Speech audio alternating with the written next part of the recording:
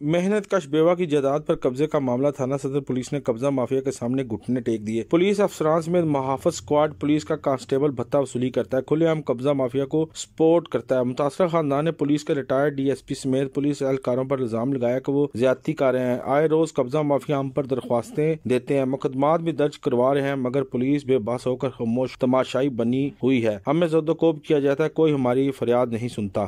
ہمیں ہمارا حق چاہیے، سب سے ضروری، اور ہمارے بچے، ہمیں بچوں کا تحفظ چاہیے۔ جس طرح وہ آ کے فائرنگ کرتا ہے، یہاں بدماشی کرتا آ کے سامنے گھروں کے سامنے بدماش بٹھا دیتا ہے، تو یہ تو زیادتی ہے نا۔ جوان بچی ہیں، ہمیں بچیوں کی عزت کی حفاظت کرنی ہے نا، ہمیں خطرہ ہے نا ان سے۔ کل کو ہمارے بچوں کو اگر کچھ ہو جاتا ہے، پہلے جگہ پہ قبضہ کیا ہوا ہے، اگر بچوں کو کچھ ہو جاتا ہے تو کون ذمہ وار ہے؟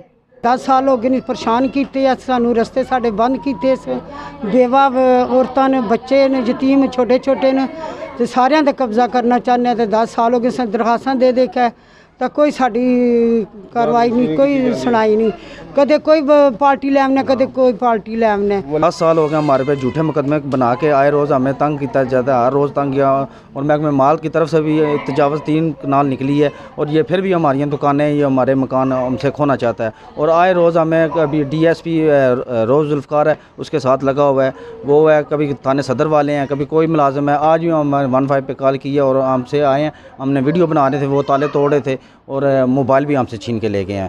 لہٰذا ہمیں انصاف کی اپیل ہے وزیر اعظم پاکستان سے اور چیف جسٹس صاحب سے اور وزیر اعلیٰ پنجاب صاحب سے۔ متاثرہ خاندان کا کہنا ہے کہ ہم ڈی پی او جہلم، آئی جی پنجاب اور وزیر اعظم پاکستان سے نوٹس لے کر داد رسی کا مطالبہ کرتے ہیں۔ پولیس اگر واقعی انصاف کا بول بالا کرے تو ایسے قبضہ مافیا کو لگام ڈالی جا سکتی ہے۔ پولیس تھانہ صدر کی کارکردگی پر کئی سوالیہ نشانات اٹھنے لگے۔ کیمرہ مین سنین علی کے ساتھ بابر حسین، بیورو چیف سچ نیوز، جہلم۔